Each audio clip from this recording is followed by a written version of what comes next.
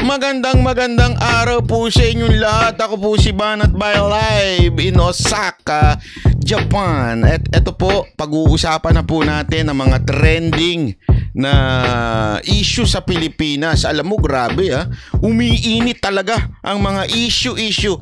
Alam nyo, nung nandito po ako, isa talaga sa pinakamatinding issue dito, ang madalas talaga nakikita ko. Siyempre kasi yung social media mo, sumusunod yan doon sa kung nasang lugar ka, di ba? Kasi may location yan eh.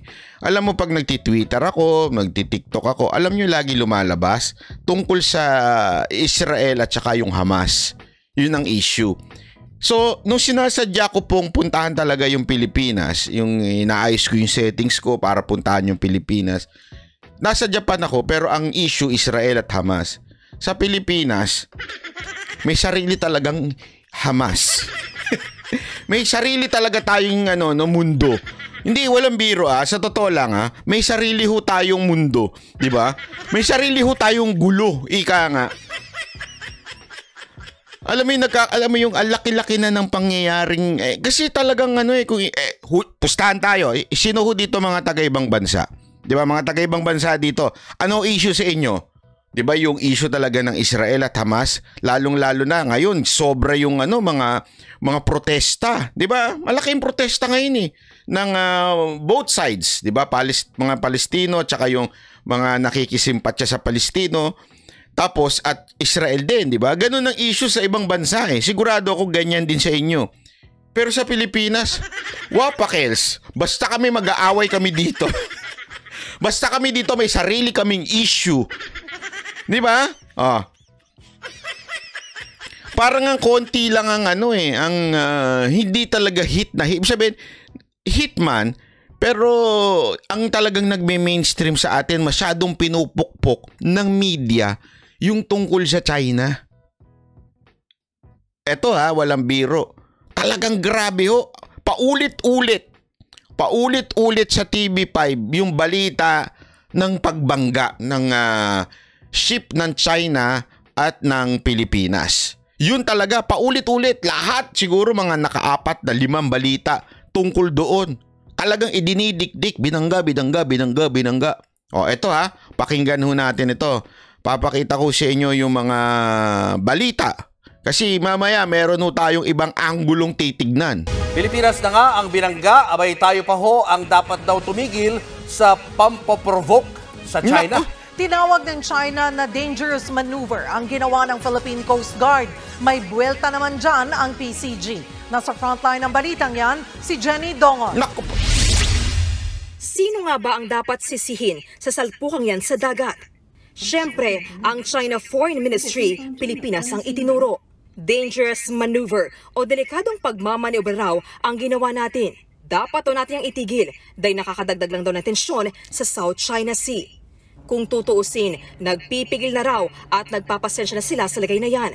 Pero binabaliwala raw ng Pilipinas ang anilay kabutihan at sinseridad ng China. Kahit to ang mga radio challenge nila, dinededma umano ng Pilipinas. Gate pa ng China, itigil ng Pilipinas ang pamprovoke. Buwelta naman ng National Task Force for the West Philippine Sea ng Pilipinas, puro lang paninisi ang China kahit huling-huli na at na-videohan pa. The statements made by China are not supported by evidence. Parang kinuha lang sa hangin. That kind of statement collapses in the face of overwhelming evidence. We don't respond to lies.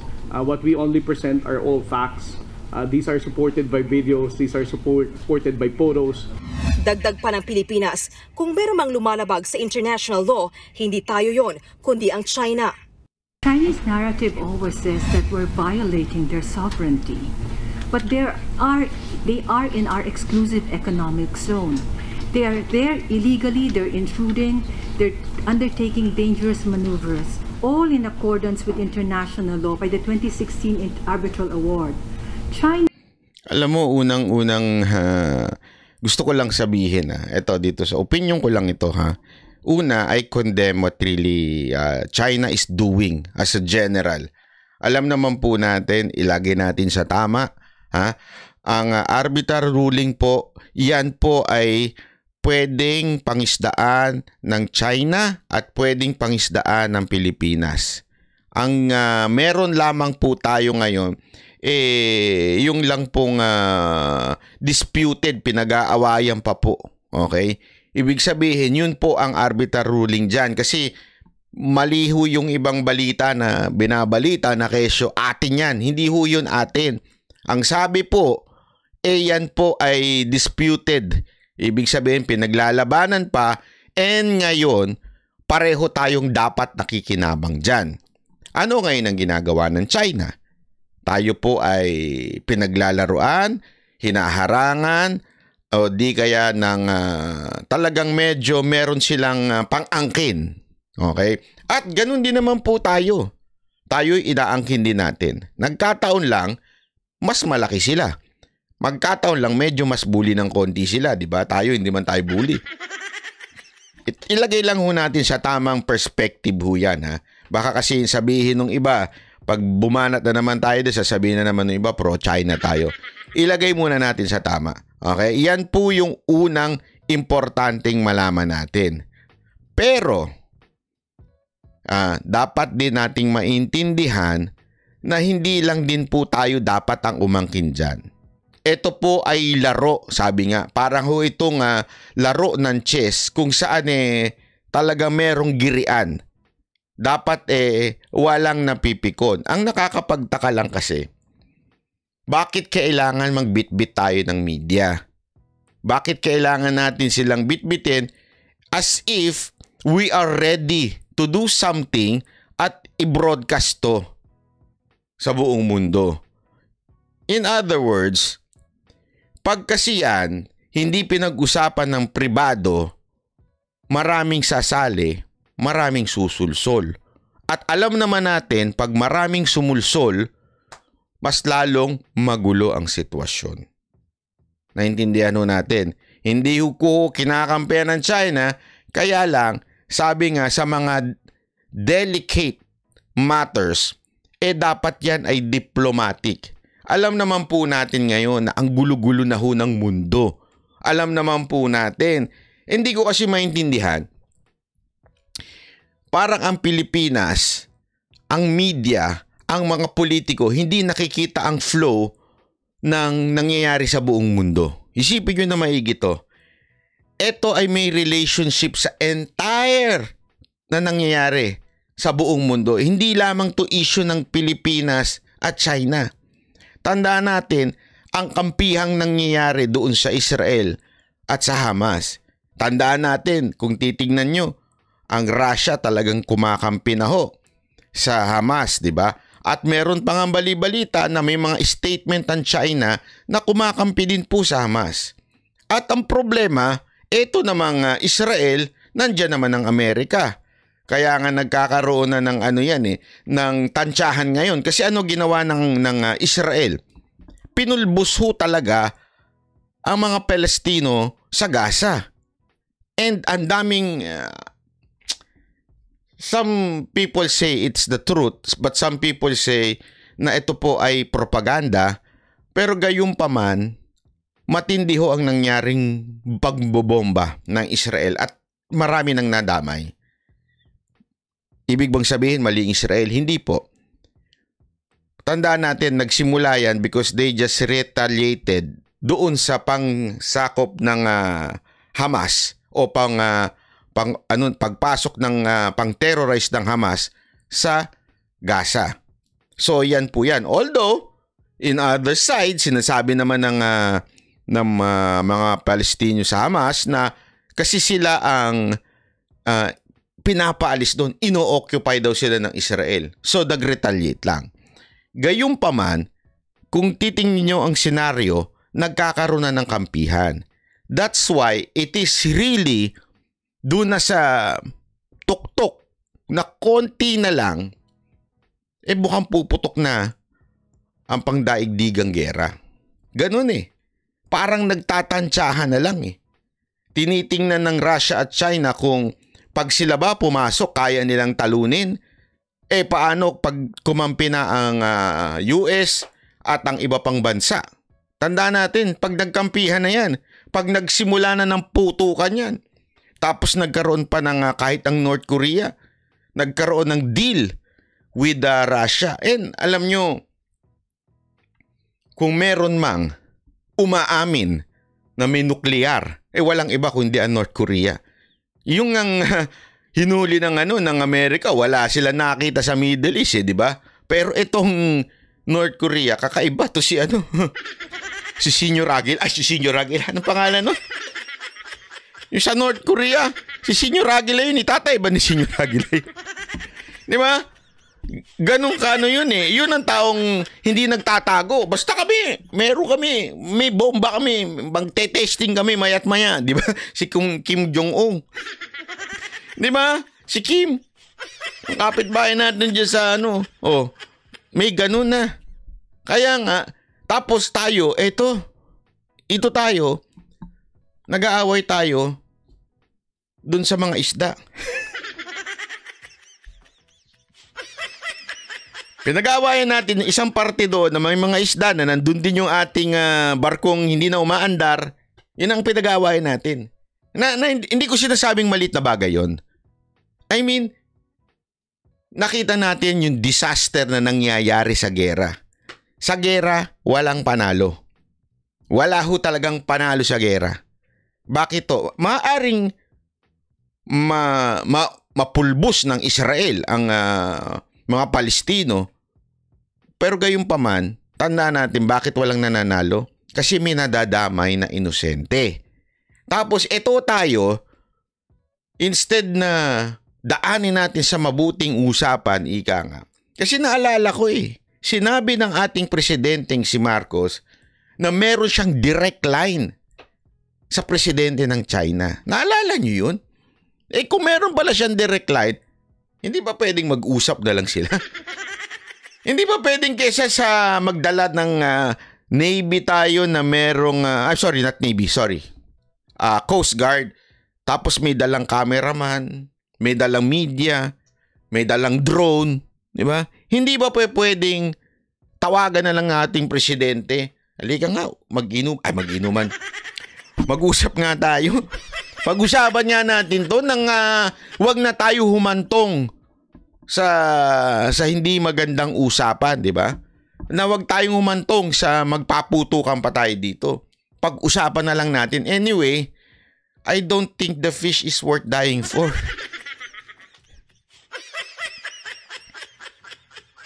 Kaya lang, hindi magandang istorya yon para sa media. Yun ang totoo dyan. Hindi magandang istorya yon para sa media at hindi rin magandang istorya yon para sa mga politikong gustong ibaon ang mga Duterte.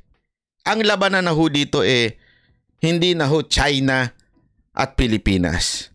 Ito'y pinalalabas na nilang Duterte at kung sino man yung kandidatong bibit-bitin nila sa 2028. Tuloy natin. Cannot therefore lawfully exercise sovereignty over it. Kahit nag-level up na ngayon ang pangaharas ng China at hindi na sila basta nangaharang, kundi nang babangga na rin, walang balak umatras ang Pilipinas. Itutuloy pa rin ang resupply mission. Ang ating Department of Foreign... Nagulat kayo dun, Bangga!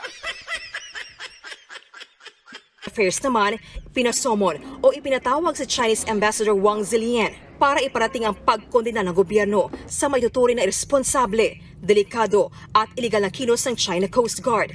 Naghain na rin tayo ng diplomatic protest.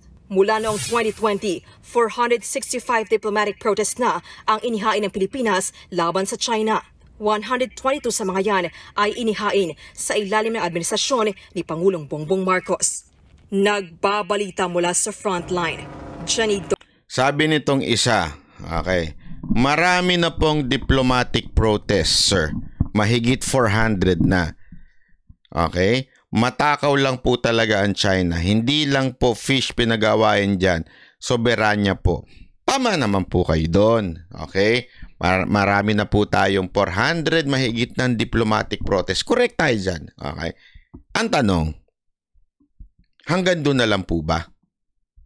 Wala po bang ibang solusyon na maaaring hindi tayo humantong sa madugong usapan? Yun lang usapan dito . wala na ho bang ibang solusyon tayong pwedeng gawin para hindi ho magkaroon ng hindi magandang pakikipag-usap sa kanila? Sabi ko nga ho sa inyo, eto makinig ho kayo. Matagal ko na sinasabing paulit-ulit to. Kahit ho yung mga ibang experts sinasabi naman to. Bakit hindi tayo gumawa ng step like patanggal natin ang embassy ng China? 'Di ba? Let's not welcome kung sino man ng... Let's do it. Kasi alam nyo, hindi ako aral tungkol dito. You ask SAS. Madam, paano na yan? Ang dami na nating protest. There are a lot of ways to do yung lot of masasabi natin paraan para maipakita natin yung ating protesta. Kaya lang, in the long run kasi, tayo talaga ang lugi. Tayo ang dehado. Hindi tayo, pagbalibaligtarin mo man, anong magiging solusyon nito? Diba? Ano sinabi ni SAS doon? Paano kung sila naman ang mag-ban? Diba? Mag-ban ng mga ini-import natin na mga produkto. Can we afford na mawalan ng mga produktong galing sa kanila? Naintindihan ho natin, mabigat na usapin ho ito. Kasi sabi ko naman ho sa inyo, ang China medyo talagang, ewan ko ba kung mga congressman natin nandyan. Kasi mga may pagkabuakaw talaga eh. Kaya lang, paano na hindi tayo aabot sa ganong klaseng senaryo? Diba? Hindi ho pwedeng yung init ng ulo natin. Kasi ang problema natin dito, okay lang sana kung walang dagdag bawas. Bakit ko nasabi may dagdag bawas? Eto may papakita po ako sa inyo. Tingnan nyo yung video, di ba, na pinapakita ng Pilipinas. Ito yun. Itong komento niya. Ng mga senador at ng ilang bansa ang panibagong paghaharas ng China sa Philippine Coast Guard. Panawagan nila, irespeto ang international law. Nasa frontline ng balitang yan, si Mean Los Baños. Diba? Actually, yan ang paulit-ulit na pinapakita. Yang angle na yan. Diba? Talaga nga naman nakakainit ng ulo. Pagka yan ang hayop pa. Binangga tayo Nauna tayo, tas binangga tayo Diba? Kasi, Leslie Ann, maraming salamat Leslie Ann Mangusing. Tandaan ninyo makinig kayo na mabuti. Diba pagka sa mga kotse, sa Pilipinas pag nagbanggaan, ano ginagawa? Tigil. Yung makaluma. Hindi ko maintindihan. Ako talaga hanggang ngayon naiinis ako dyan sa yung pag nagbanggaan, kailangan talagang tumigil. Tapos, ang traffic na nga, meron naman silang mga camera, may mga video naman sila sa cellphone nila. Bakit tayo na lang nilang picturean at i-video paikot na makita niyo kung sino may kasalanan? Tama, mali. Tapos eventually, magkakapatawaran. Tama, mali. Kunwari lang yan, mag-aaway lang yan. Gano'n na yan. Pagdating sa presinto, so, ikaw mali. Sige, magawa lang natin yan. Pag-usapan na lang. Nakaabirya ka na sa traffic, tapos biglang patatawarin mo rin. Ganun sa Pilipinas Pero napaka-importante na maintindihan natin, kaya kasi tinitigil yan dahil kailangan malaman kung sino may kasalanan. Tama, mali. Kaya nga din may picture. Tama. Dito, isipin nyo, parang ganun din. Except, hindi pwedeng tumigil. Diba? Kasi lulubog. Hindi lalulubog. Tsaka umaandar, syempre may alon yan. Hindi pwedeng tumigil. Diba? So, ang hindi maganda kasi dito, tingnan nyo yung anggulong pinakita dito. Ito naman si Ontiveros, react na naman. Talagang feeling talaga, paglalaban atin nito. Kasi pinaninindigan niya yung kampanya niya na kumakalat sa EDSA, kung saan-saan kumakalat, yung atin to. Diba? Ganun Kaya kailangan niyang paninindigan, kunwari talagang mahal niya ang Pilipinas, atin to. Ginagamit lang kayo nito ni Ontiveros. Sa totoo lang ginagamit lang kayo si Ontiveros bilang kampanya niya. Hindi, wag ko kayo papaloko. Kung talagang seryoso siya, hindi mo gagamitin pang kampanya mo yun. Atin ito, ano ka? Tatakbo kang atin ito. Hindi dapat ganon, di ba? So, kung titingnan nyo, Diyan, ito yung malaking ship, di ba? China yan. Oh, ilang beses siyang pinlay ng TV5. Oh, paulit-ulit Nagkaisa yan. ang mga senador sa pagkondena sa China sa panibagong harassment nito laban sa Philippine Coast. Okay. Pakita natin ngayon yung malayong anggulo. Inilabas ito ni Sas at tinanong ko kay Sas, sino nagbigay sa'yo nito? Ikaw talaga mukha kang intelligence Sino ang source mo? Tingnan nyo. Eto, malayo. Oh. Ayan. Ay, pala. Sorry. Hindi yan. Ayan. Oh. Di ba? Ah. Kunwari, nasa karsada to. Ulitin natin, ha? Kunwari lang nasa karsada to, ha? Tingnan ninyo.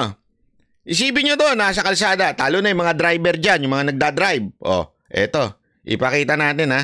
Oh. Etong China, ito yung video. Nung pinansin ko nga ito, sabi ko, anak ng weteng. Yung video galing sa China ship, ha? Sas! Kanino galing to? Aminin! Di ba? Tingnan niyo. Kayo ang tumingin, ha? Kunwari, imagine natin kotse ito. Ganyan. Kotse. Sino ang lumipat ng linya? At sino ang nauna sa linya? Di ba? Simpleng-simple. Ayan,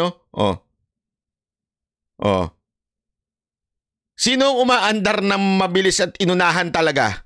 At siningitan?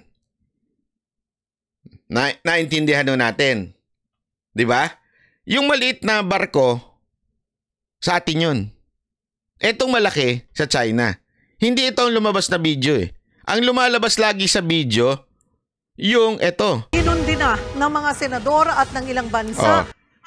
Yan, lagi ang lumalabas. Tayo ang nabangga. Di ba? Sa Philippine Coast Guard. Panawagan nila, irespeto ang international law. Nasa frontline ng balitang yan, si Mean Los Baños. Yan ang lumabas. Hindi ko kinakampihan ng China dito. Linawin natin, ha. Pero sabi nga ng ilang kababayan natin, ng ilang mga politiko, the video speaks for itself, sabi nila. Sabi ko nga, nakita nyo ba yung video na before mangyari yung banggaan? Ito yun eh. Ang linaw, di ba? Hindi ko sinasabing walang kasalanan ng China. Linawin natin. Anong ginawa ng China dito? Hinarangan tayo. Okay? Kasi lagi naman nilang ginagawa yun eh. Nangaharang, nambubuli sila. Okay? Nang mahaharang sila. Ang tanong, pwede naman kumabig to eh. Para wag mabangga. Pero, since nandun yung cameraman ng TV5, kailangan makuhanan yung bangga. Tama, mali? Hindi, huwag tayo maglokohan. Doon lang ho tayo sa tama. Hindi ho natin kinakampihan ng China. Doon lang ho tayo sa tama. Okay. Baka sabihin nyo, niloloko ko kayo. Ito ang kuha naman, sa malayo pa lang. Ayan. Di ba? Panoorin nyo. Hanggang dulo yan. Tingnan ninyo kung sino ang kumakabig pa kanan. Pansinin ninyo.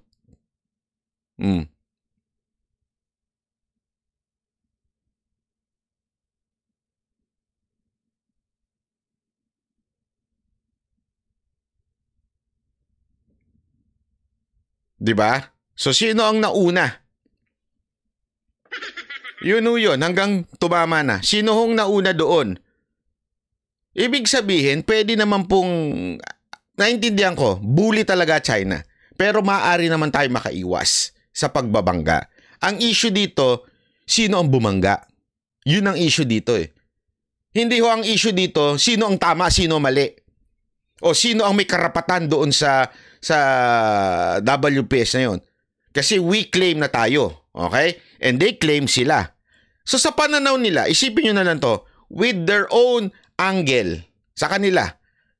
Ano sa tingin ninyo angle sa kanila? Sasabihin nila, pambihira naman to, ba't kami binangga? Tama? Ang problema kasi, ang lumabas sa media natin agad-agad, tayo ang binangga. Kaya nag-init ang ulo kagad ng mga Pilipino. Di ba? Hanggang kailan tayo iiwas? Hindi, gusto mo, banggaan na lang. Ganun ba gusto mo? Sakay ka, ha? Hindi kasi alam mo, naintindihan ko yung sentimento at galit nating lahat sa China. Pero, kailangan ba talaga nating banggain? O kailangan lang nating banggain kasi nandun yung TV5? Mag-isip ka, mag-isip. Hindi naman alam mo, matagal nang ginagawa ng China yan. Bakit ngayon lang nagkaroon ng banggaan? Tanungin ko sa inyo. Ulitin ko ha, matagal na pong ginagawa ng China mangharang. Bakit hindi nagbabanggaan nun?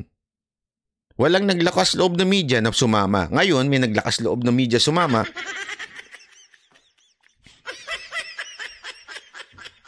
Kaya mas maganda siguro, ibangga na lang.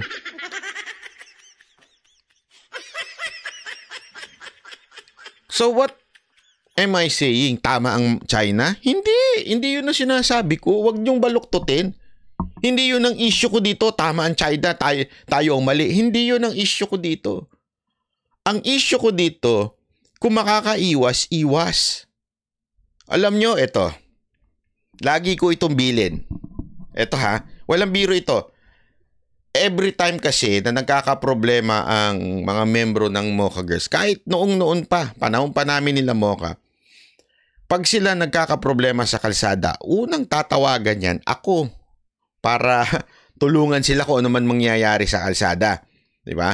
Alam nyo, laging bilin ko sa kanila, huwag nyo nang ipagpilitan kung tama kayo o mali. Ito, bilin ko lagi sa kanila.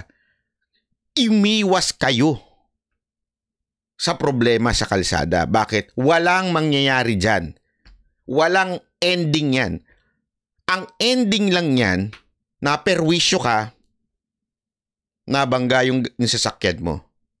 Importante, umiwas ka. Kasi minsan, tayo di ba? Ngari tayo yung nasa kalsada, nasa right of way tayo. Bahala ka.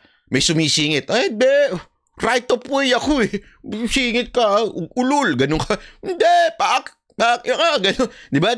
Sa kalsada ako ako yung tama, ikaw sumisingit. Di ba? Ipaglaga mo yung tama ka. Tapos pag nasagi ka, tigil kayong pareho. Abirya kayong pareho, traffic kayong pareho, tinamaan ka pa. Tapos, mga 3 oras kayo, 2 oras kayo mag-aantay sa pulis, mag-aantay kayo sa traffic enforcer. Naperwisyo ka ng ganon. Tapos, dadaling kayo sa presinto, pagod ka na, laspag na yung pagmumukha mo.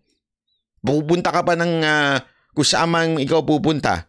Maabirya ka ng ilang oras, halos kalating araw ka maabirya. Pagdating mo sa presinto, kamot uloy nakabangga. Sorry. Tapos ikaw, hindi, tuloy natin. Tuloy natin demanda. Kala mo madali. Isipin yan kala mo madali magdemanda. Pabalik-balik ka ngayon yan. Sa piskal, pabalik-balik ka, uubusin ang oras mo. Hanggang maka-3, maka-4, bago ka pa, alam mo yon. Tapos eventually, sige na nga, magkasundo na nga lang tayo. Pinaglaban mo tama, napatunayan mong tama ka, sino nabirya? Ikaw, siya lang ba? O pati ikaw? Di ba pati ikaw? So what's my point? Yan ang lagi ko sinasabi sa kanila. Huwag nyo nang ipaglaban kung tama kayo. Ano ba naman yung masingitang ka? Di ba? Ano ba naman yung ganon na sinasabi ko sa kanila? Ano ngayon na sinasabi ko pagdating dito? Simple lang. Simpleng-simple. Nagtanong kanina, hindi, ang tagal na natin silang pinagbibigyan Ang tagal na. Sige, banggain nyo.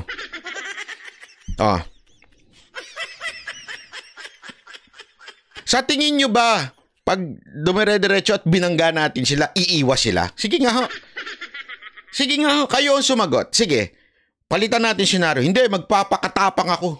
Magpapabangga ako. Sa tingin mo yung ship ng China, ay, ang tapang niya, natakot ako. Natakot ako, iiwas na ako. Tama, mali. Ano sasabihin ng China? Ang liit mo okay, sige, bumangga ka. Lubog ka. Tanungin kita ngayon, sino na perwisyo? Ikaw ba? Yung mga politiko ba? Hindi ho, yung mga nakasakay doon. Di ba? Ano napatunayan nila? Atin yan eh. Pero lunod na sila. Atin yan! Atin yan! Atin yan! Lunod na. Paktay na sila. Di ba? Ano napatunayan mo? Atin yan. Susunod na barko na naman. Atin yan. So what's my point? Dahil ba sa tigas ng ulo ng China, isasakripisyo natin yung mga kababayan natin na ibangga na lang yung ano? You understand? Diba? We need, yan, tama, ang ganda na sinabi ni Joel. We need a better strategy. Why? The strategy doon sa tubig, talo tayo. Ang laki nila eh. Hindi lang sila isa. Nakita nyo ba yung senaryo dyan? 3 ata ang nanggit-git sa atin. Di ba? Hindi, tanongin nga, kaya nga balik nga ho tayo dun eh. Hindi kasi sobra na talaga. Sige, git-gita na lang tayo, banggaan na lang. Huwag tayong ganun yung atapang-atao. Ikaw, sige, ikaw wag sumakay dyan, sige. Tapos kami mag-cheer sa'yo. Kaya mo yan, paglaban mo yan pre, paglaban mo. Hanggang, kamatayan, paglaban mo yan. You know, ang akin, we will never win doon. So dapat iba. Ibang paraan ang gawin natin. Yung matatalo natin sila. Alam mo, isang sinasabi ko nga sa inyo eh. Eto gusto mong matalo sila. Huwag tayong magpadala ng OFW doon. Hindi, yun ang totoo. Huwag tayong magpadala ng OFW doon. Tingnan mo, pilay yung mga yan. Ilang mga yan kasi kailangan talaga ng OFW eh. Kasi yun yung ang tinatawag niyo, yun yung asset natin. Tanggalin natin mga banda doon. Wag naman. Pati banda dinamay. 'Di ba? Ang daming ways na para labanan sila na maaaring manalo tayo. Bakit tayo makikipaglaban sa isang bagay na alam nating talo tayo? Hindi. Eto nga eh. Sabihin nyo, andiyan naman si Uncle Sam. Andiyan naman si Uncle Sam. Sige, tanungin ko kayo. Eto, simple lang. Tanungin ko kayo. Binangga na tayo. We are claiming binangga tayo. Sige. Tawagin nyo si Uncle Sam. Anong gawin natin? Sige. Sakyan natin yung yung ganyang klaseng argumento. Tayo po ay binangga. Hingi tayong tulong kay Edka. Sige nga. Hingi tayo ng tulong kay Edka. Antay natin Kasi, sabi ko nga, binangga na kami tulungan nyo na kami. Pag hindi pa tayo tinulungan, tinatarantado tayo niyan. Di ba? Yun nga, gusto ko nga ibalik dun sa mga nagsasabing, hindi, sobra na ang China. Sobra na ang China. Sobra na nga sila. Kulang tayo. Hingi tayong tulong kay Uncle Sam. Sandali, pupunta pa pala ako dyan. Wag nyo muna, sandali lang. Baka mamaya magkagulo. Papunta pa ako dyan. Okay, sabi nito isa, busy rin si Uncle Sam sa Israel. Alam mo, yan ang hindi maintindihan ng ibang mga Pilipino ngayon. Na ipinagpipilitan, we have Uncle Sam. Gunggong. Sa tingin mo, si Uncle Sam kayang sumali sa 2 gulo? Pambihira naman kayo. Tandaan ninyo, mahal ang makipaglaban sa gera. Hindi ho biro yun. Tapos sa pagsasabayin, ipagtanggol tayo ni Uncle Sam. Hira kayo, oo. Parang hindi na ho tayo nadala, di ba? Parang hindi na ho tayo nadala. Alam mo, gusto nyo gumante, tanggalin natin lahat ng OFW sa Hong Kong. Pilay yan. Wag naman ganun, banat bay. Paano naman kami mga OFW? Kita mo na? Kita mo na? Pagka ikaw na ang magsasakripisyo, biglang paano naman kami? Para sa bayan to. Magsama-sama tayo, umuwi kay lahat dito. Sige nga. Sige. Hindi, totoo ito Hindi ako nagbibiro. Kasi sinasabi nung iba dyan para sa bayan, makipaglaban tayo. Sige nga, makipaglaban tayo Uwi na lahat ng mga mga OFW sa Hong Kong, sa China, at saka umuwi na kayo para sa bayan, di ba? Para sa bayan. Uwi kayo, ha? Pilayan natin sila sa ekonomiya nila kasi mapipilay talaga sila pag walang mga Pilipino doon. Mapipilay sila. Uwi na kayo.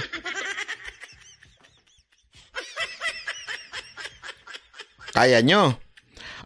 Banat Bay, yung mga sundalo na lang natin, wag na kami. Wag nyo na kami damay. Tingnan nyo. Yan ang problema. Pag tayo na magsasakripisyo, turo na sa iba.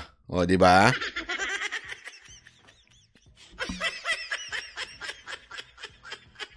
Yun lang sa akin. Kaya nga sana lang isip tayo ng ibang paraan. Doon tayo, ulitin ko, hindi ko sinasabing hindi mali ang China. Maling-mali ang China. Period. Okay? Ang punto lang, we are not going to win doon sa ganong klaseng approach. Yung approach na yan, akala nyo, mananalo tayo? Alam nyo, eto, makinig kayo. Alam naman ng iba yan na hindi tayo mananalo dyan. Alam mo kung bakit nila pinagpipilitan yan na kasi gusto ho nilang idamay walang iba ang mga Duterte. Propaganda po yan. Maniwala kayo sa akin, itong ginagawa nitong mga media at bakit, isipin nyo anything against the government, ang media, ganun. Hindi na makabayan. Pero, pagdating sa laban ng China at Pilipinas, akala mo mga makababayan ng mga walang niya. Di ba? Bakit? Kasi nga may istorya yan. Hindi ho yan complete story. Ang complete story niyan ay ito. Pakita ko sa inyo. Yan po ang complete story niyan. Yan po ang kanilang kwento sa social media. Ang tutol sa realignment ng confidential file para sa seguridad ng Pilipinas ay kakampi ng China. Yan. Allies of BP Sara Duterte, including her father, former President PRRD, have criticized the alignment of ganyan. So ito, wala ho silang laging dinidikit. China and Duterte are allies. Yan ang kanilang propaganda. China and Duterte magkakampiyan. Hindi natin kaya ang mga Duterte siraan dahil matindi talaga sila sa social media. Siraan natin at tuloy-tuloy nating dikdikin ang China. Tapos ikabit na lang natin ang mga Duterte sa China. Tingnan mo, sabay silang malulubog. Yan ang nasa propaganda at kwento, script ng mga against sa mga Duterte. Kaya ito, halatang-halatang pinapapoy. After ditong banggaan, naglabasan to. After itong baga na to, naglabasan yung mga ganyang kwento sa X, sa Twitter. Naglabasan yung ganyan. Kasi nga kailangan nilang idikit ang mga Duterte sa China. Para every time na nambubuli ang China, may isip nila, Duterte kasi. Duterte kasi. So eventually, dahil paulit-ulit nila sinasabi yung paniniwalaan na ng tao yun. Tama, mali. Naintindihan natin? Ganun ang propaganda. I-connect mo lang kasi hindi nila kaya ng direct hit ang mga Duterte. Kasi yung confidential fund, nakarma nga sila Napahiya sila dun. Diba? Akala nila, nakapunto sila. Lumabas yung kanilang extraordinary fund na hindi maipaliwanag. Dehado sila. So sabihin, alam nila na directly hindi nila kayang i-attack ang mga Dutertes. That's why hahanap sila ng issue. EJK, wala na yan. Hindi kakagatin na ng tao yan. Tinan mo yung pakuno nila na keso si Duterte, pinapatay yung mga tapos si Brosas keso magdedemanda kuno. Hindi naman kinagat ng tao Eto, mukhang kakagatin ng tao. Mukha, possible. Ito possible to. Kasi nakakapikon nga naman ang ginagawa ng China. Okay? So, kailangan lang nilang dagdagan, paapuyin, tapos, connect mo lang kay Duterte. Ganun. So, wala mo na yan. Wala mo na Duterte. Ito muna. banatan natin ng banatan ng mga China. Anyway, talaga naman sira ulo eh. Ganun ang O, ganyan. Tapos, sa social media, idikit natin ngayon ng Duterte, China, Duterte. Tingnan mo. Eto I will bet my whole career on this. Pagdating ng 2020, just in case tumakbong presidente si BP Sara Duterte, ang sasabihin nilang propaganda laban against BP Duterte, ang si Sara Duterte ay malapit sa China. Yan ang gagamitin nila. Para yung mga Pilipino mapapag-isip. Kasi wala sila makitang sira eh. Confidential fund, hindi kumagat. Kasi bakit? Walang record si BP Sara Duterte na nagkaroon ng korupsyon. Walang record. Wala silang mahukay. Di ba? Lahat ginagawa nila, hindi nila mahukay. Wala silang mahukay. Oh. So ano ang pwede ikasira ng mga Duterte? China lang. Idikit lang nila sa China yan. Yun ang medyo, actually, nung iniisip ko nga, delikado yan. Bakit? Marami mauuto. Marami mag-iisip na, oo nga, no? Nakakainis tong China. So, pag ito, naging presidente, kakampihan ng China nito. O, wag na natin itong boto. Diba?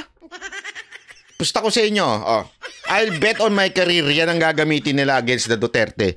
Kasi lahat na ginamit nila, EJK, mamamatay tao, wala.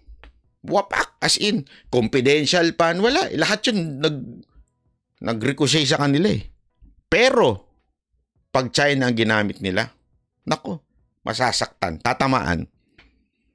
Kasi ang Pilipino, galit na eh sa ginagawa ng China. Kasi nga, pinapaapoy ng media eh. Diba? Isipin nyo kung DDS ka, pag galit ka sa China, hindi mo na maiisipin galit ka kay Duterte. Tama, mali. Ngayon, di ba? Ngayon, nga, tama. Masama talaga ang China. Masama. O kahit Duterte supporter ka, masama nga ginagawa nila. Oo nga, masyado na yan. Binabangga na tayo. Masama na yan, masama. Diba? Hindi, walang biro kasi kahit nga ako subconscious pag binakikita akong Chinese dito eh. Banggain ko kayo. Hindi totoo. Kasi nga parang nailalagay mo na sa ulo mo na itong mga to rude, itong mga to masama, bully. Kaya tuloy minsan naiinis ka na kahit wala naman dahilan. Basta may marinig ka lang na nabibwisit. Tanungin ko sa inyo, be honest with all of your heart. Pag nakakarinig kayo ng Chinese sa mga bansang pinupuntahan nyo, ano pakiramdam? Yung totoo. Yung totoo, di ba? Walang biro. Yung totoo. Kayo ang sumagot niyan. It's because subconsciously, dahil nga banat ng todo-todo sa media, ang Chinese ganito, masama, ang Chinese ay rude, ang Chinese binubuli tayo, lahat yan. So isipin mo na, mga Chinese, mga Chinese. Hindi mo alam, lahat pala na kinakain mo, galing China. Pati mga binibili mo dito sa Japan, galing din China. Pati mga binibili mo sa donkey. Donkey ka ba ng donkey? Galing naman China. Hindi mo na naisip yun. Naisip mo lang, masama talaga yung mga yan. Walang kwenta talaga yung mga yan. Di ba? Ano talaga yung mga yan? Paingay-ingay. Ganun. Ngayon yan. Pero, ang goal lang nila, itong mga politiko na ito, i-connect lang nila ang China sa mga Duterte and they will win the election. Yun ang sigurado ko. Maikodik lang nila. Kaya nga kung ako, magpapayo lang. Wag na muna magkomento si PRRD pagdating sa China.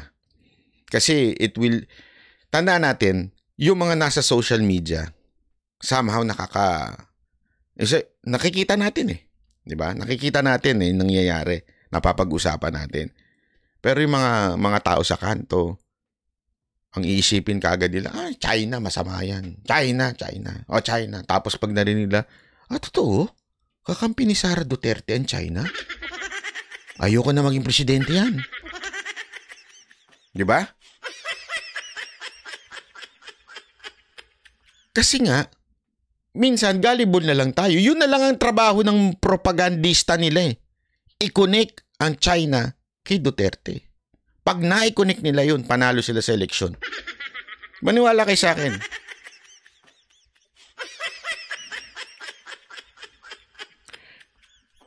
Pag-usapan naman natin na ibang bagay, aside from China, ito naman din, matindi rin itong pag-uusapan natin na ito, ha? Dahil, nako, kanina napakinggan ko ito. Loob-loob ko, halatang-halata na ito si Kuya. Pasok. Ina-contempt ng Kamara ang dating executive assistant ni suspended LTFRB Chief Teofilo Guadis na unang nagsiwalat sa katiwalian umano sa ahensya. Bukod kasi sa urong-sulong na pahayag, aminado siyang personal na motibo ang pagsalita niya sa issue. Nasa frontline ng balitang yan si Marian Enriquez. May korupsyon pero hindi dawit ang kanyang dating boss. Yan ang muling iginiit ng dating executive assistant ni LTFRB Chairman Teofilo.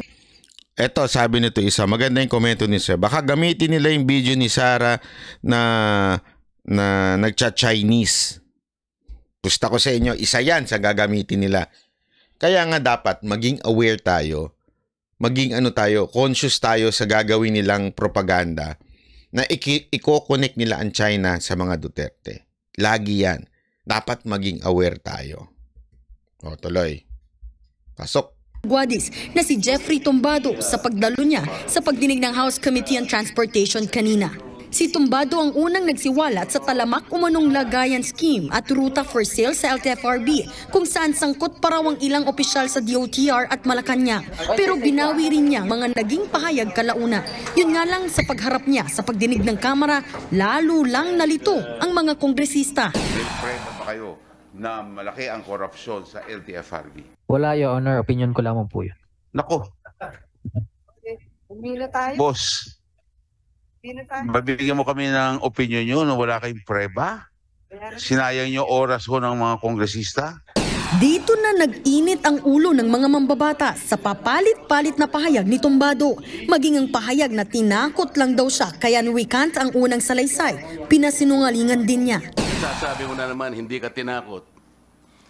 Pero dito sa sinumpang salaysay na binigay mo sa NBI, ang sabi mo, nababahala na po ako sa aking kaligtasan at ng aking pamilya. Yes, Paano mo kayo mapapaniwala ngayon na nagsasabi ka na ng totoo?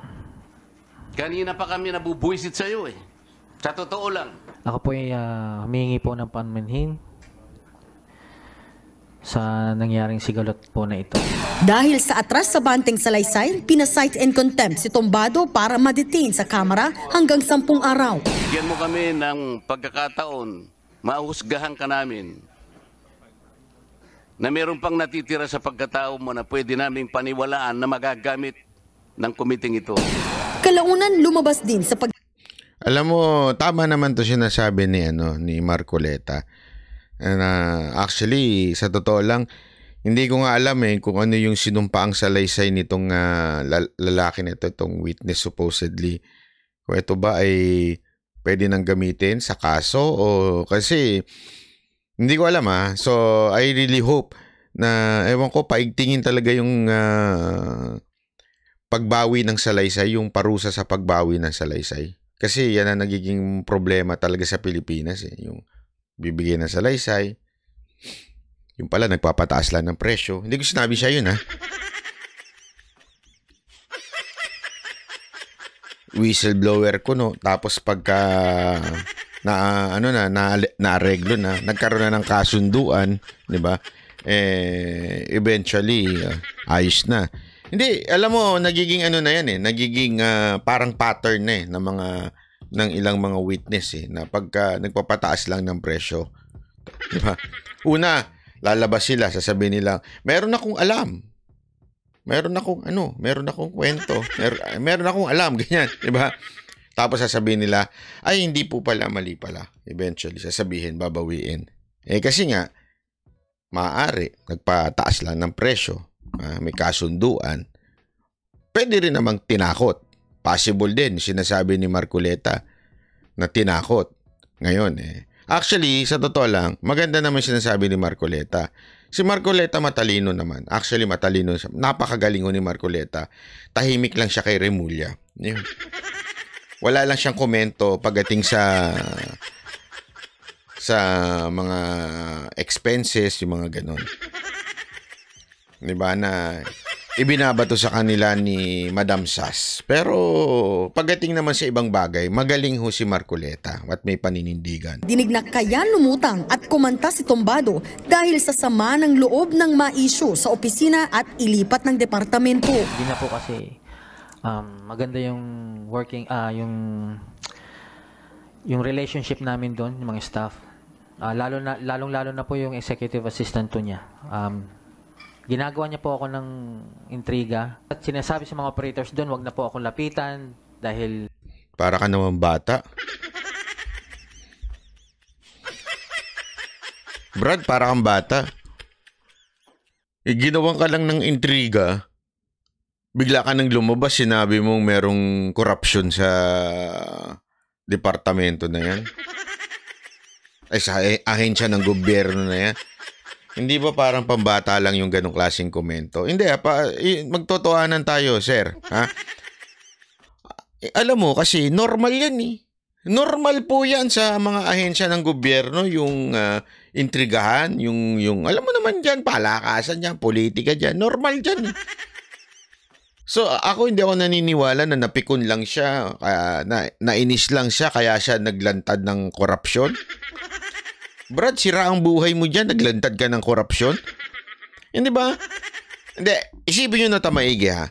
Sa tingin ninyo, itong supposedly witness na ito, kaya lang daw niya sinabing siya ay nagkaroon ng ganyang klaseng statement, dahil napikon lang o dahil lang yung isang executive assistant ni Guadis ay pinipikon siya, ganun, o di kaya sinisiraan siya. Ngayon ka lang actually hindi lang huyan sa mga government offices, maging sa mga private company, di ba? Ang daming ganyan, intrigero. Yung sasabihin, maganda lang kasi siya, kaya siya nakukuha. Kaya siguro siya Siguro mga ganyan. Uso-uso yan sa mga kumpanya. Siguro kaya sila yung kaya malakas yan sa boss kasi siguro nga. Di ba mga chismisa sa opisina? Sigurado ko, ano yan? Bet ka yan, bet ko. Normal na yan, Brad. Ngayon mo lang nalaman ganyan. Tapos sasabihin mo, ay, napikon ako. Katarantaduhan. Wag tayo naglolokohan. Nanghihingi daw ako ng pera, which is not true. Pag-amin pa ni Tombado, ang executive assistant to ni Guadis na si Marijo Borja ang siyang umanong nangongolekta ng lagay galing sa mga kolorum noong nasa meron ng Paul Guy ngayon.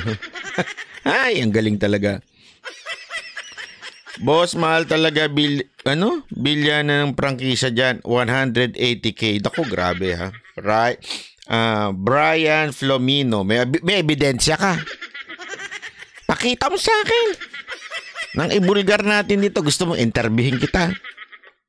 Hindi, totoo. Alam mo, ako naniniwala ako dyan. Kaya lang, syempre, hanggang wala tayong alam naman sa korupsyon, hirap magkaroon ng ebidensya dyan.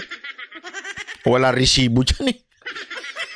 Ang kailangan dyan, entrapment. Sa totoo lang. Yung mga may lakas sa loob. Kaya lang, pag in-entrap mo, baka ikaw naman ipitin. Di ba? Kaya nakakatakot yung ganyan eh. FRB pa siya. Kaya naniniwala ako. Kaya maaaring tinakot. Maaari ha. Pero giit ng mga mambabatas, dawit mismo rito si Tombado. Kasama ka rito sa katarantaduhang ito. Nako! You're equally guilty kung meron mang guilty sa LTFRB. Nako! Nandun ka na eh. Oo nga eh! Kasama ka. Oo! Sumama lang loob mo. Sabi nga ng ibang kasamahan ko rito, nagka-onsehan. Yun! Ay nako, ano pangalan? Ayu. Salamat po sa 1,000 yen, no? Ano naman mabibili natin yan? De, joke lang, biro lang. Niloloko lang kita kasi nandito lang ako sa Japan. Di kasi alam mo, pag napunta ka sa ibang bansa, ang bilis mo magkwenta, ang galing mo sa math. Hindi, walang biro. Pagka high school, elementary ka, ang bobo mo sa math, di ba? Pero pag nagpunta ka ng ibang bansa, ano yan? Ako, 450, 350. Bawat kain mo, ay, nako, bakit ganito ang mahal, 350? Bibili ka lang na ng tubig, ay, nako, 50 pesos ito tubig. Ano ba kasing tubig to? Gumagaling sa math pagka nagpupunta ng ibang bansa, ano? Joke lang po yan, joke lang, ha? O, tuloy natin. O, nagkaunsehan daw sila. Kaya ka kumakanta eh. Kung hindi ka inilipat, hindi mo ikakanta lahat ng katarantaduhan na alam mo. Posible yan. Sabihin, totoong meron. Diba? Totoong meron, nung tinanggal siya, baka nagreklamo. Yun na sinasabi ni Kong. Diba? Naintindihan nyo? Totoo na meron talagang korupsyon. Nung tinanggal ka, syempre mawawalan ka na sa sirkulasyon ng korupsyon, di ba? Di umano. Yun na sinasabi ni Kong, hindi ako. Ikaw. So, napikon daw. Kaya niya ibinulgar yung korupsyon. Ang posibleng sumusunod na nangyari ay inareglo siya, kinaibigan siya uli. Sinabi ko, tayo na. Huwag ka magalala. Kahit wala ka na dito, meron ka pa rin dito, friends. Meron ka pa rin mga kaibigan dito. So, sama-sama pa rin tayo dyan. Wala ka lang dito sa opisina. Ganun ba? Okay. Pero, kailangan lang, bawi tayo ng statement, ha? Kung gusto mong tuloy-tuloy. Baka ganun na nangyari. Hindi ako sure, ha? Yun na kasi sinasabi ni Kong Akop na na nagkaroon daw ng onsehan. Sabi ni Kong Akop yun, ha? Na nangyayari sa LTFRB. Yes or no? Yes, Your Honor. Yes. So yes. may motibo ka talaga. Inamin din ni Tombado na gawa-gawa lang ang mga screenshot ng kumalat na palitan nila ng chat ni Chairman Guadis tungkol sa umunoy lagayan ng pera para sa mga utang. Bagay na pinabulaanan din mismo ng opisyal.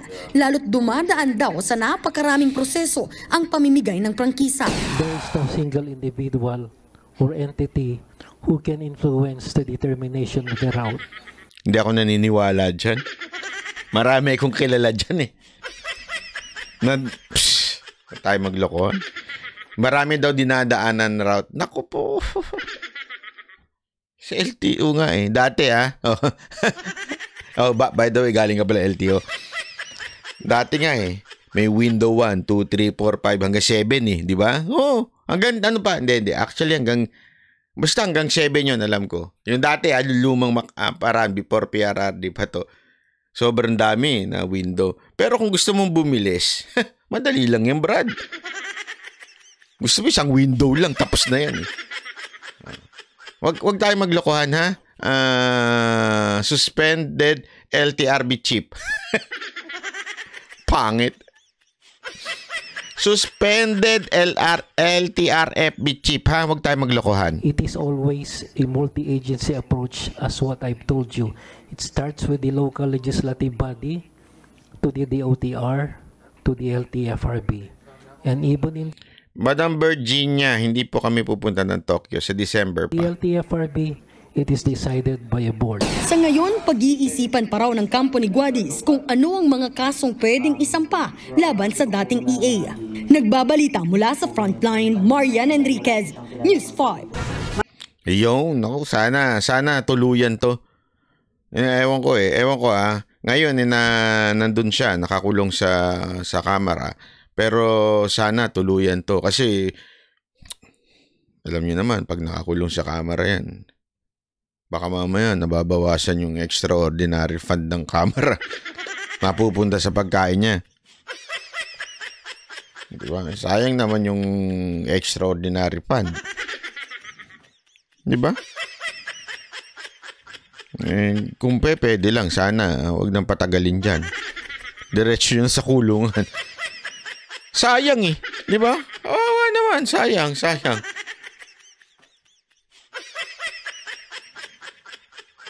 Ilang araw po kayo dyan sa Osaka? Hanggang next week.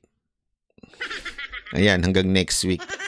Kaya kung may plano kang pumunta, iagad-agad mo na. Go. Next. Eto. Ay, nako naman. Talaga nga naman, ang gulo-gulo na ng mundo. Sumali pa ito. Naimbestigahan na ng PNP Anti-Cybercrime Group ang vlogger na si Rendon Labador matapos ireklamo ang pag-Facebook Live niya sa isang raid sa Makati City. Pero apila ng kontrobersyal na vlogger, huwag naman siyang i-bash agad. Public service lang daw ang ginagawa niya. Nasa frontline na balitang yan si Gary De Leon. Public service. Galit na galit ang mga kaanak ng mga empleyado ng online lending app na ni-raid ng PNP Anti-Cybercrime Group o ACG noong Biyernes ng gabi. Ang kanilang punteriya ang vlogger na si Rendon Labador. May collaboration daw ang vlogger sa PNP ACG kaya sumama siya sa operasyon. May echo? Ay, nako. May echo ba? May echo ba? Antayin natin. Wait ha.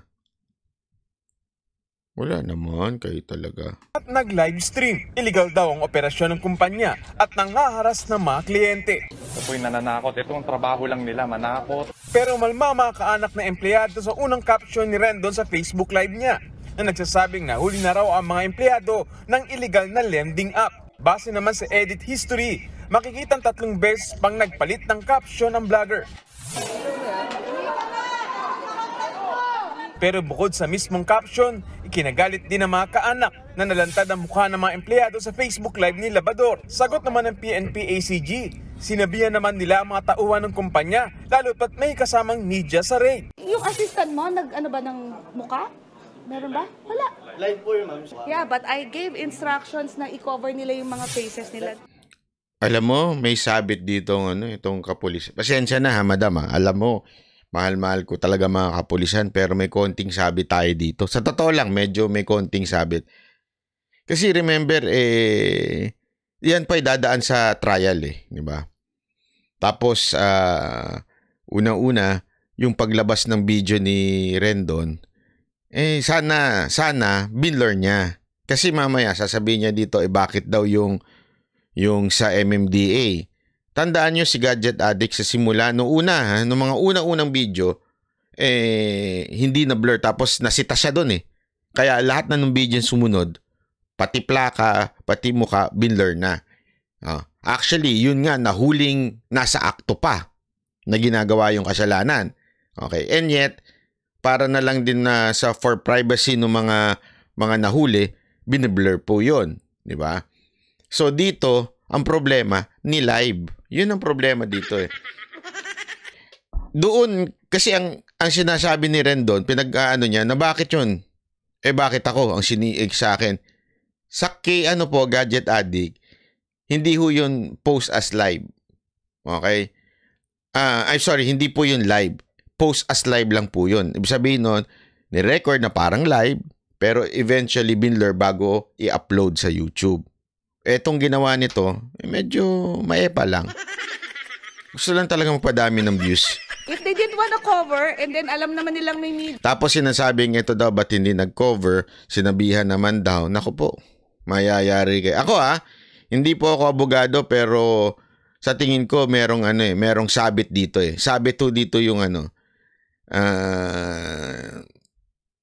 medyo yung kapulisan ng konti Kasi sana kung sinasabi niya pina-blur niya, pina-cover niya, ibig sabihin, you know that there is something wrong pag inilabas yung video na hindi nakatakip ang mukha.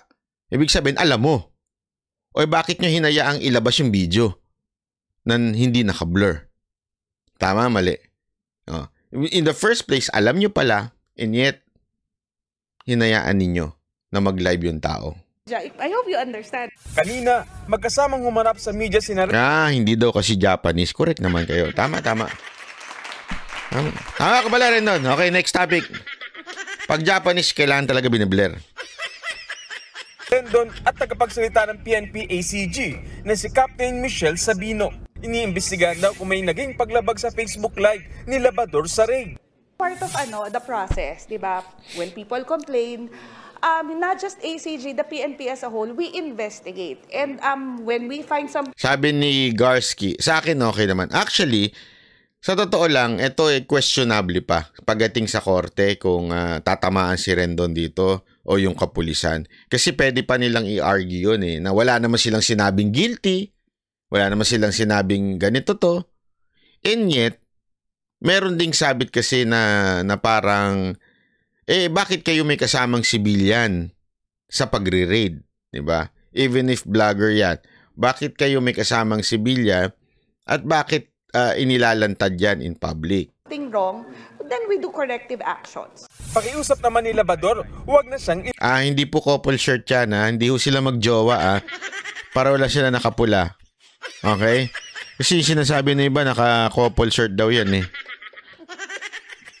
Bash, gusto lang daw niyang magamit ang platform niya para sa kapakanan ng publiko. Naging controversial si Labador dahil sa Tapos, kaya rin siguro uminit din ang ulo ng iba. Ako, wala akong problema dyan kasi hindi naman ako damay dun. Sa totoo lang, wala naman akong lending, ganyan. Kaya uminit ng ulo ng iba kasi naipalan talaga sila kay Rendon. Sobra kasing epal nito Lahat na lang sasawsawan Dahil nabash na siya doon sa pag-aatake niya sa mga artista, ngayon, gagawa daw siya ng public service.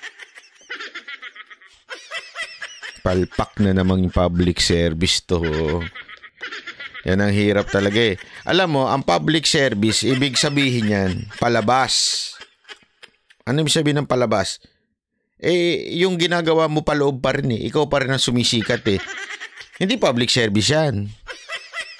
Self-service ang tawag dyan. Parang dito sa Japan, self-service. Ikaw kailangan magtapon ng basura. Hindi totoo, walang biro, di ba? Hindi ho public service kasi mamaya sasabihin niya public service Pag-away sa ilang mga artista at personalidad. Nangaaway ako dati, galit kayo. Ngayong tumutulong ako, galit pa rin kayo. Hindi ko na alam gagawin ko Ayon naman sa PNP-ACG, hindi na bago ang collaboration ng mga social media influencer at ng mga government agency. Kaya wag na raw magulat kung lumitaw ulit si Labador sa mga susunod pang operasyon nila. Hindi po ito yung first time na meron pong isang vlogger na naipag-collaborate sa isang government agency. Kung mapapansin nyo, alam ko meron yung MMDA na... Binablur po yun, wag ho kayong tanga. Pasensya ka na rin doon Lumigirit ka na naman ng minsan alam mo, sayang yung muscle mo. Yung muscles mo. Hindi, alam mo, sa totoo lang, hindi kasi naiisip tuloy na iba, pag malaki ang muscles, maliit ang utak. Hindi, naiisip talaga ng iba. Marami nakakapag-isip. Sa loob-loob ko, hindi ako papayag yan. Si Dada, malaki muscles nun. Pero, mataba naman ang utak dun. Diba? Laging kasama doon sa operation, sa panghuhuli. So, hindi po ito first time. Nagtataka po ako na bakit ako yung pinag-iinitan. Nagbabalik. Magkaroon ka na ng reflection sa buhay mo, bakit ikaw ang pinag-iinitan. Ibig sabihin, bullshit talaga sa pagmumukha mo yung mga tao. Sinimula mo kasi ng hate Galit na galit ka, di ba? Hate ka sa mga mga artistang nananahimik. Wala namang ginagawa. Masama. Okay lang naman po muna kung meron talagang ginagawang masama. Minsan, wala namang ginagawang masama. Bigla mo nalang babanatan. Out of nowhere. Hindi, pero hanga ako sa kanya kahit papaano. Alam mo kung bakit? Kasi nga, kahit papaano siya, marami siyang binabanatan. Yung libayan, isa lang, si Tulpo lang. Dudurugin niya talaga para sa kanyang sariling views, content, di ba? At least ito, nagkaroon ng kapirasong utak. Maraming siyang binabanatan para sumikat, di ba?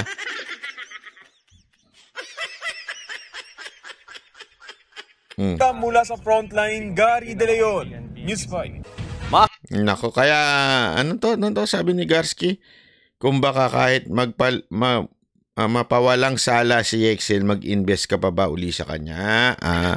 So para mo sinasabi na kahit maging mabuting tao ito wag naman ganun. Grabe ka naman.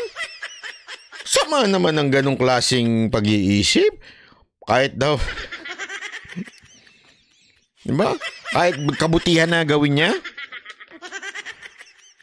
Wag ganun. Anyway, ito lang masasabi ko sa iyo, Rendon. Sa susunod kasi, kung talagang public service yan, wag sarili mo binibida mo. Para naman isa yung tao, di ba? Kasi kita mo, kaysa na natuwa sa'yo yung... Kasi alam mo, feeling ko, ginagaya niya yung mga style ni Tulfo eh. Di ba? Yung lumulusob-lusob. Iba yun eh. Ang mahilig sa ganyan si Ben Tulfo eh, di ba? Yung sumasama sa mga raids, sa lumulusob. Pero tandaan natin, yung kila Ben Tulfo naman, hindi ang focus sa kanila. Ang focus dun sa mga natutulungan na biktima. Ikaw, ang focus, ikaw pa rin. Ikaw, ako. Kaya tuloy naiinis ang tao. Alam mo, ang tao magaling mag-discern. Walang biro, ang tao magaling mag-discern yan kung ang binibida mo sarili mo. Lagi kang bida-bida eh. Kaya ako sa'yo, next time, i-blur mo, para naman na at least hindi naman mapahamak yung ibang mga malay mo, walang sala doon, nakaupo lang doon, di ba?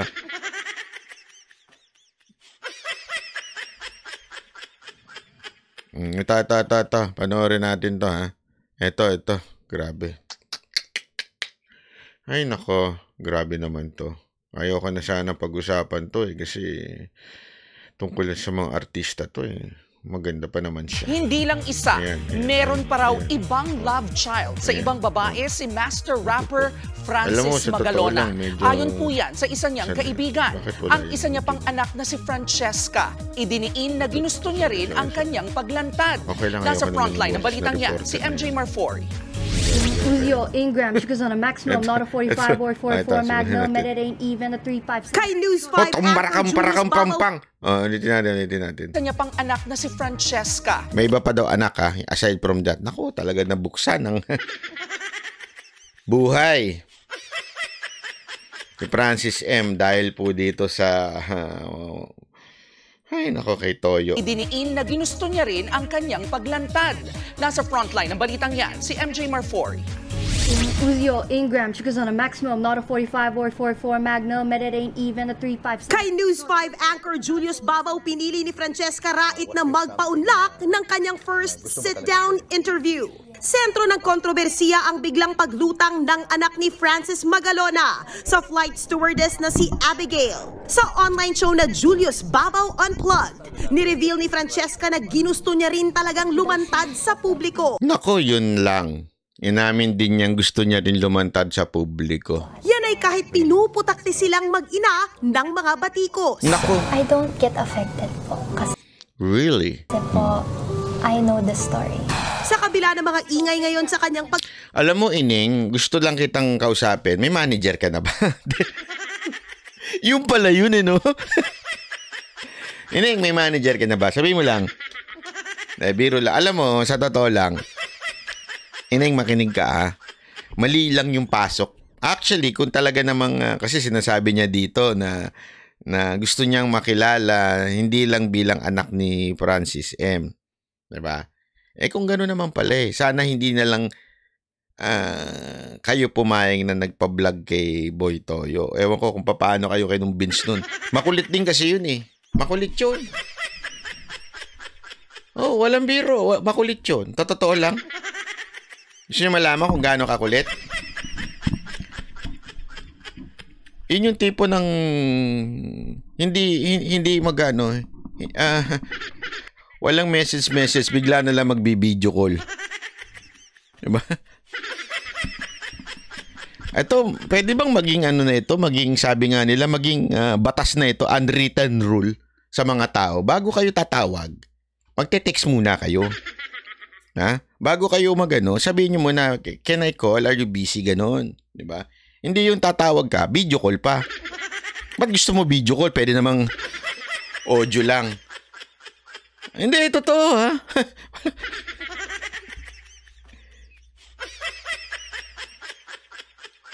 Bakit may ganun ba? Anarot? Di ko kilala yan Hindi. May kilala kasi ako May nire-recruit siya. Don't deny it. I know it. May nire-recruit siya. Talaga naman. Panawagan. Video call. Video call. Siguro nakita yung mga picture sa social media. Ay! sinampos ngayon Ma-video call nga ito. Ay, nako nga naman, Anyway, sa totoo lang, Ineng, dapat hindi kayo pumayag na kasi ang pangit ng pasok ninyo. Alam mo yun, if you really have talent, hindi mo kailangan gumawa ng, pumasok ng ganyan. Kasi, madidikit ka. Di ba? Ito si I mean, sayang. Kung akong tatanungin mo, itsura mo naman magandang-maganda. I mean, Francis M. Di ba? Tapos, marunong ka naman mag-rap. Although, medyo bata pa ang boses mo, kailangan pa talaga ma-enhance. Gayon pa man, it's a good start, di ba? Maganda Kung malagyan ka pa ng magandang backup na banda, okay sana. Kaya lang ngayon, ano na kagad maiisip ng tao? O dahil sa ginawa ninyong vlog na yan, isipin ka agad ng tao, ay grabe naman to. Sobra namang gusto lang palang pumasok sa showbiz. Di ba yun ang dun hindi magandang tignan. Sa pananaw na ibang tao, lalo na ako sabi ko nga sa inyo ako ang puso ko sa mga artist, lalong-lalo na doon sa mga napakaraming artist na magagaling. Maniwala kay sa akin. Hindi lang nadidiscover. Ito walang biro ito Sa mga nakakasabay namin, minsan talaga mapapasilip ako. Ang galing nun Alam mo yung boses talagang kaboses ng Queen, yung Queen na banda, ganun ang boses. Di ba? Yung boses ni Beyonce, ganun ang mga tirada. Grabe, galing nun Alam mo yun, hindi lang nabibigyan ng tsansa kasi medyo nakapayong. Nakapayong banat pa. Nagpala ng kagandahan, nakapayong. So hindi tinamaan. Di ba? Medyo ganun Pero sa totoo lang, pagdating sa talent, ay talaga, may talent. Maraming ganyan. Pero alam mo yun, sabi ko nga hindi naman Ako, bilib na bilib ako kay Gigi. Si Gigi Delana. Magaling ako. Banda niya, magaling talaga din. Magaling. Pero marami rin ganun kagaling.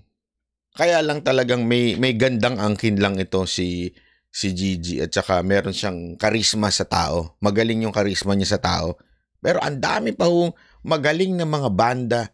Lalong-lalo na mga tumutugtog dyan sa Cowboy Grill. Naku, yung mga veterano dyan,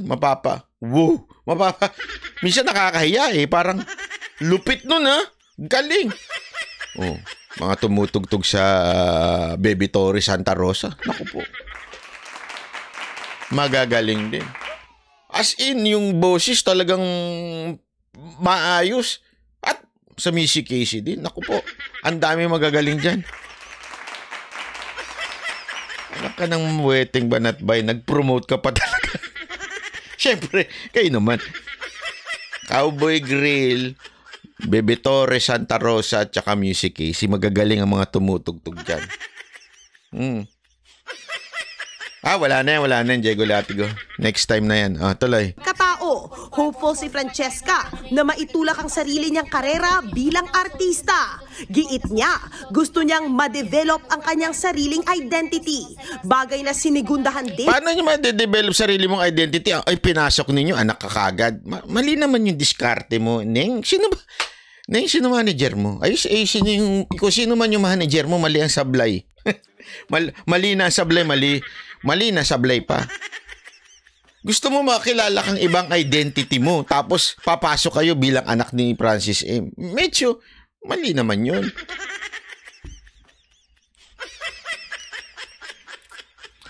Kung sino man ang manager nito, ituro mo naman sa magaling na manager. Ng kanyang manager.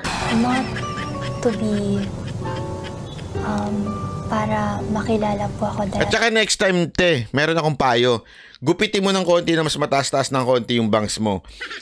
Kasi di na nakikita yung mukha mo Tingnan mo, nakatakip na yung kilay mo, nakatakip na yung mata mo. Sinisilip ka ng ibang Kasi alam mo, importante, isa yan sa mga sa mga tatak ni Francis M. Kilay niya. Hindi na makita Sayang ganda nung Sayang yung ganda niya kung nakatakip yung bangs. Sa father ko. Pero I want to start my own image po. So the intention really was to launch her first. Ayun, ang manager! Kaya naman pala! Direk Mon Rocco. And make it on her own bago i-admit na anak siya ni Francis M. Nangyari na nga.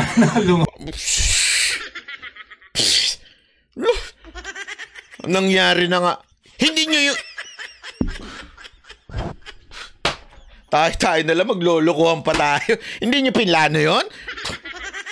Direct mo naman. Huwag naman ganun, sir. Huwag nyo... Hindi daw nyo sinasadya.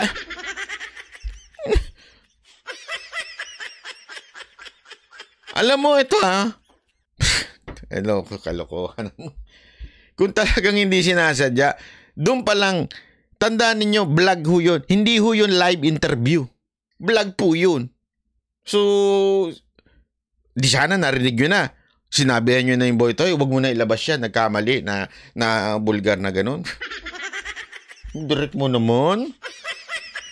Tayo na lang magalolokohan pa mga ganyang style. Image po. So the intention really was to launch her first and make it on her own bago i-admit na anak siya ni Francis. Hindi, tadong ko nga siya, Direct Mon. Kung hindi ba anak ni Francis M yan, imamanage mo yan. May ano dito.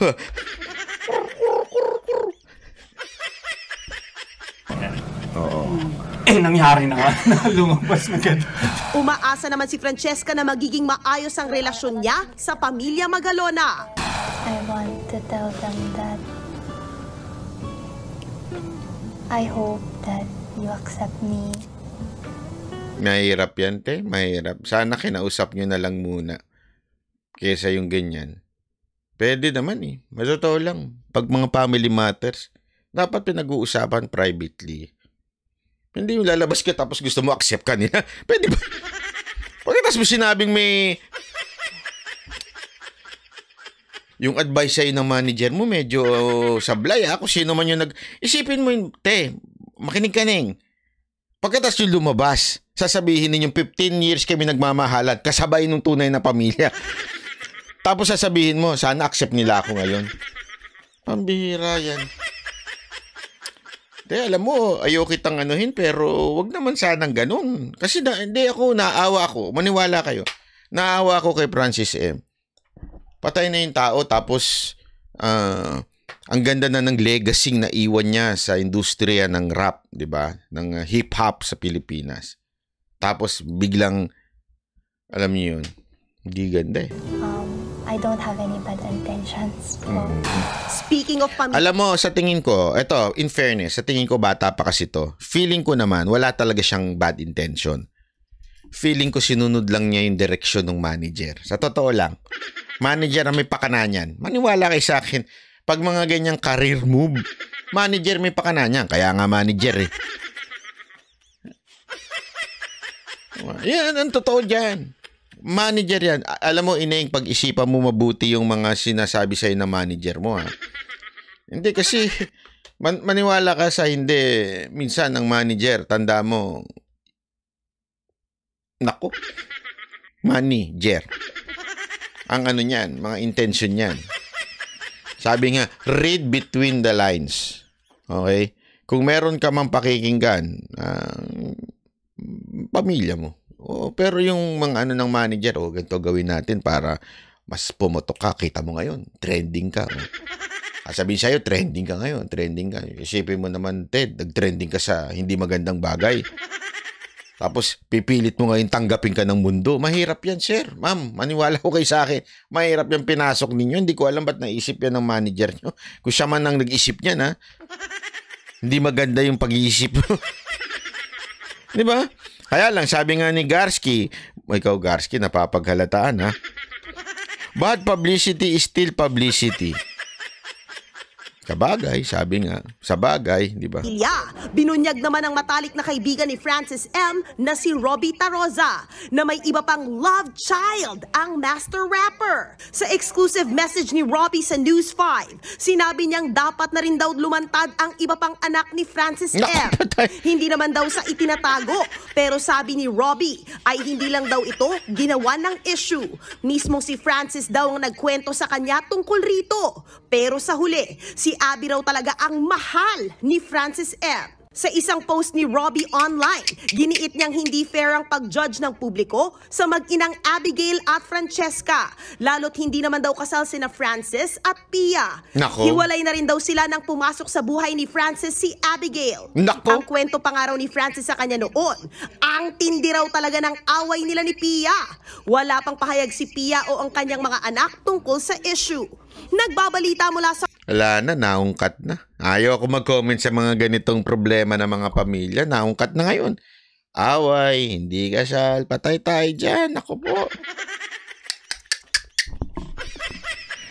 Alam mo kung bakit patay tayo dyan? Kasi hindi na madepensahan ni Francis M. yung ano niya, yung kanyang pangalan. Hindi, yun ang ano ko dito eh. Sana kung buhay pa si Francis M.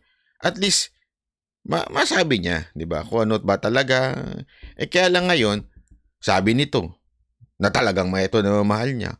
Sabi niya, keso, ang hirap ng ganyan. Hirap yan, ha?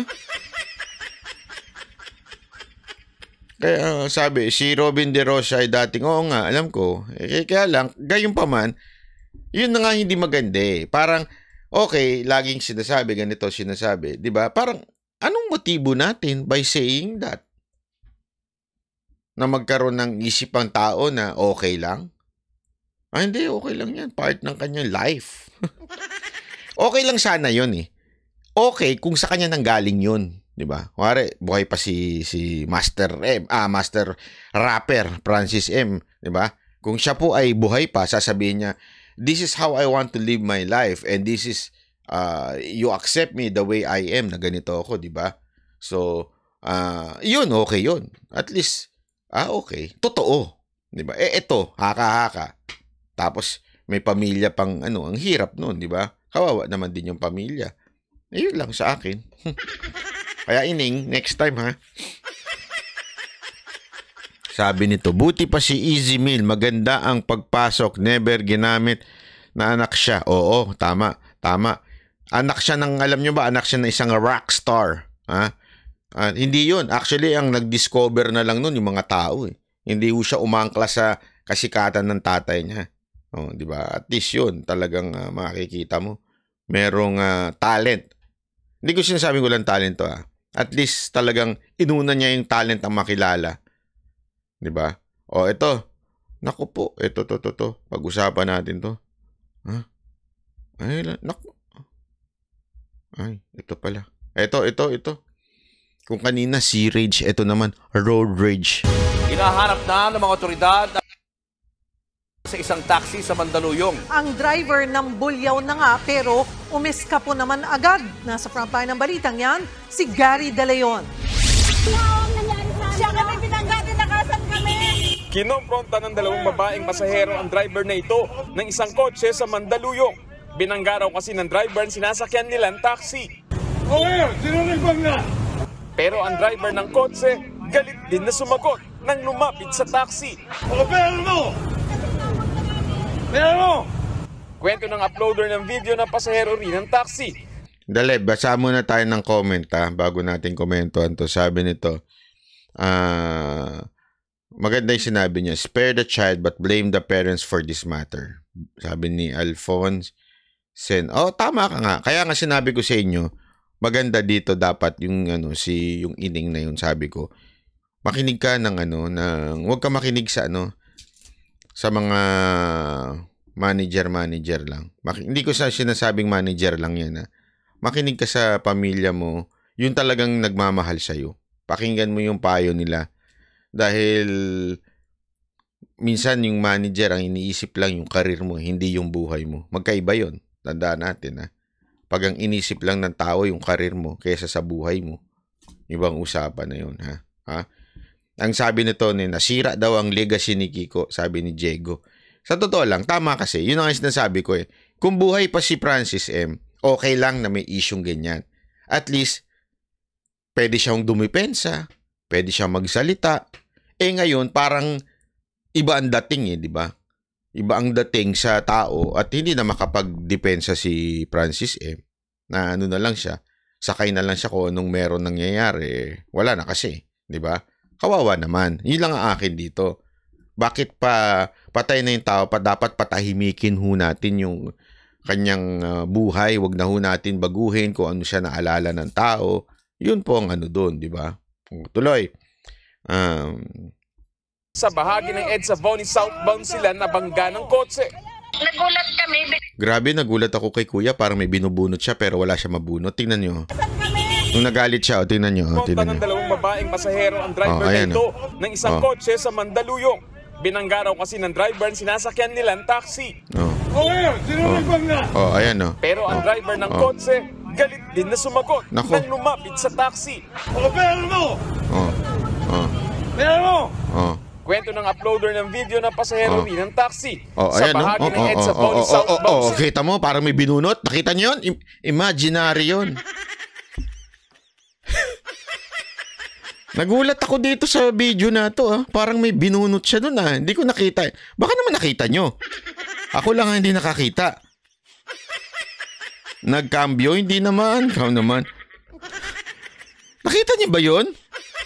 Hindi na, ulitin niyo. Pakinggan niyo. Tingnan niyo si Kuya, galit na galit Kapit sa taxi.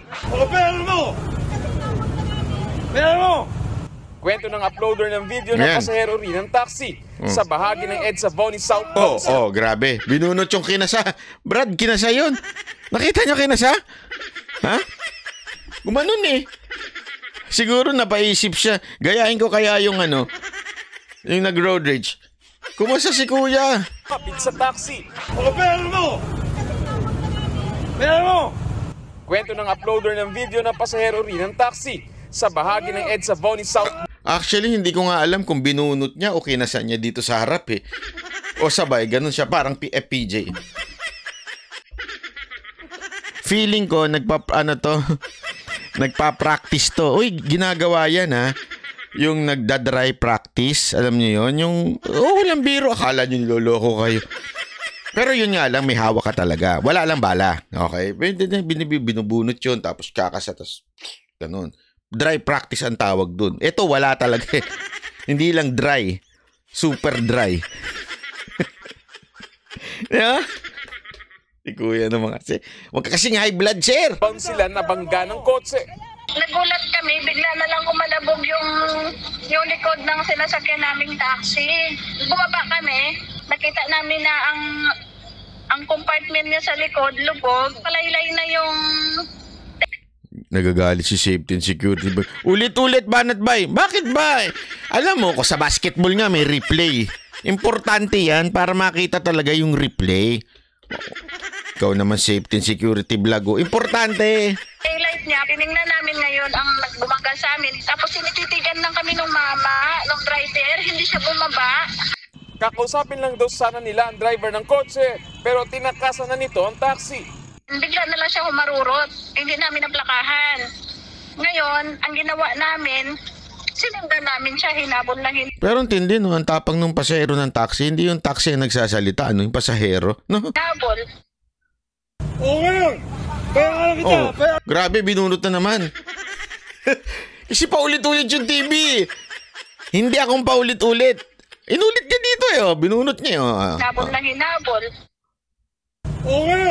Kita nyo? Kasi iniisip ko kung balisong yun o baril yung binunot Para sigurado lang ako, baka mamaya ma-fake news ako di ba? Baka ma-fake news ako na meron pala talaga kayong nakita na hindi ko nakita. Sa sobrang pagod ko lang kalalakad dito, hindi ko na nakikita yung mga nakikita nyo. Nahabol at inabutan naman ng taxi driver ang nakabangga ang motorista sa panunukan ng Boni Avenue at Samat Street. Doon na nangyari ang konfrontasyon na nasa pool ng video. Request mo pala ulit para Pare, ang internet, pag hindi mo rin-report, 24 hours. Pare, 5 minutes na yun. Hinamon pa ng driver. Yun ang tinatawag na libayan batas. 101 yun. Sabi niya, naintindihan niyo yun? Pag hindi daw ni-report, ano ba yun? 24 hours. 5 minutes lang daw yun. Kaya hindi yun, anong tawag, hit and run. Naguluhan ako doon, Brad. Naguluhan ako doon. Sabi niya, hindi yan hit and run. Kasi ang hit and run, 24 hours kailangan ma-report mo. 5 minutes pa lang yun. Ang gulo nun, Brad, ha? Sino ba abogado niyo? Si Libayan? Kahit tingnan niyo, pakinggan niyo. Sa pool ng video. Pare, ang hit and run, pag hindi mo rin-report, 24 hours. Pare, 5 minutes na yun.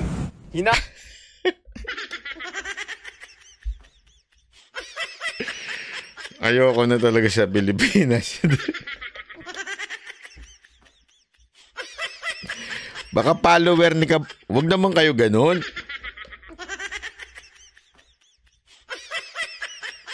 Sandali, baka baka pagod lang ako. Baka mali lang intindi ko. Mali ba intindi ko sa sinabi niya? Kasi sabi niya, hindi yan hit and run kasi kailangan in 24 hours ma-report mo 5 minutes pa lang. Naguluhan ako eh. Bihirang buhay ito. Parang mali ata yung tama ba ako nang intindi o talagang hindi ko lang na siya maintindihan?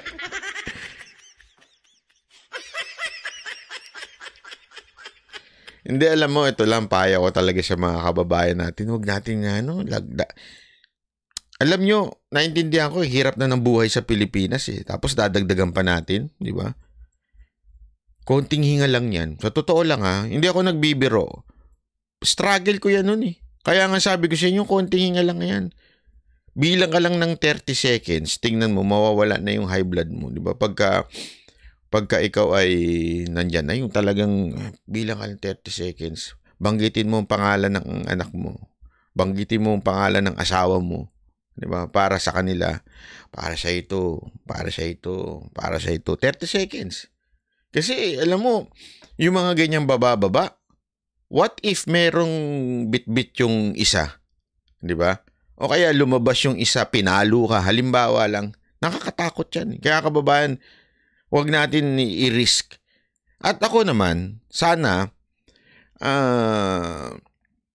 ipasa na ho yung gustong mangyari ng nila Tulfo yung sa road rage, 'di ba? At least magiging deterrent 'yon. Kahit papaano, para sa akin kahit papaano, malaman mo na pag nang insulto ka, nagmura ka, mas mataas ang penalty mo.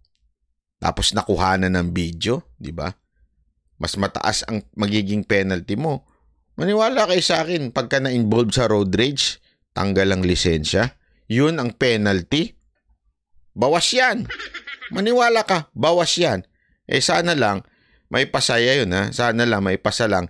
Kasi minsan pag ang Senado hindi na masyadong issue minsan baka hindi lang kampihan ng ibang mga senador yung bill na gustong ipasa ni Senator Tulfo. Hamon pa ng driver ang nabangga niyang taxi driver. Ikaw! Bakayin mo ako Bakayin mo ako Pero nang lumapit na ang isang traffic enforcer, agad na sumakay sa kanyang kotse ang driver, sabay sibat. Niimbestigahan na ng Mandaluyong pulis ang insidente. Tukoy na raw ng mga nag-iimbestiga ang may-ari ng kotse. Pero inaalam pa kung siya rin ang lalaki sa viral video. Nananawagan din ng Mandaluyong Traffic Bureau sa driver na sumuko na sa kanilang tanggapan para magpaliwanag. Nagbabalita mula sa frontline, Gary De Leon. Hindi, alam mo, dapat talaga mahuli to. Anyway, nakuha na naman ng video Sana mahuli to, tapos ipaliwanag niya yung road rage. At saka, hit and run. Hindi pala road rage sa ipapaliwanag niya. Hit and run. Medyo dumadami ng mga terminology natin ngayon sa tindi ng buhay sa... Hit and run. Explain hit and run. Ipapaliwanag ng pulis sa kanya. Ano bang ibig mo sabihin doon sa video mo sa hit and run? Medyo naguluhan kami. Sige na, paki-explain. Tapos papayag. Biglang papasok yung isang abogado. Alright. Ang hit and run, Ang sisi nun, si Tulpo na naman. Diba? Mga kababayan ha, sana lang medyo chillax lang tayo. Huwag tayo masyado mainit ang ulo dahil tandaan natin, ang buhay napakahalaga niyan. At in a split mistake, maaaring mawala ang buhay mo. Diba? Kaya nakakatakot yan, lalo na sa Pilipinas ngayon. Talagang marami sa kababayan natin gustong maging barangay kagawad. Anong kinaugnayan ni barangay kagawad? Hindi kasi dahil sa dami ng gustong maging barangay kagawad, nauubos ang pera ng tambayan. Mantakin mo, ha? Nagkakaroon ng road. Kasi ito may connection yun ha. Yung barangay kagawad tsaka yung road rage, may connection yan. Bakit kanyo? Siyempre habang nag-iikot yung mga barangay captain, barangay kagawad, habang nag-iikot-ikot sila, nangangampanya, nagiging traffic. Pag naging traffic, umiinit ang ulo ng tao. Nagkakaroon ngayon ng road rage. Di ba? Yan ang totoo. Kaya maraming kababayan natin ngayon, sabi nga nung isa, sabi nung nang nakita ko isang post, tawan-tawa talaga ako na sinabi na, grabe dumami ang matulungin at saka mga mapagkawang gawa sa kapwa, mga ganun ngayong panahon ng barangay kagawad at eleksyon. Diba? Dumami bigla Kahit yung may mga kaibigan ako, talagang dumami yung mga pangalan nila doon. Sabi nila dito, kesyo tutulungan sila para sa kanila. Sabi ko, wow, ang daming matulungin ngayon